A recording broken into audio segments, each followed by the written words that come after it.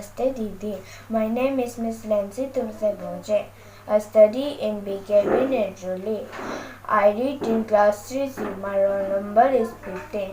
Today's my topic is my favorite author.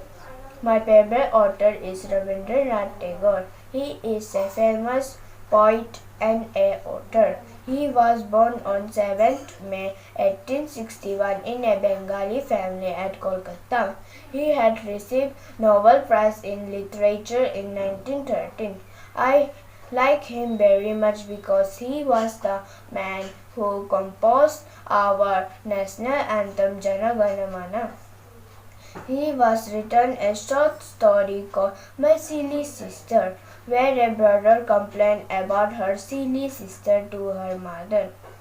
We get in our English class book. I enjoy this story too. I hope to read story books like Gitanjali and Gora written by Rabindranath Tagore when I will grow up. Thank you.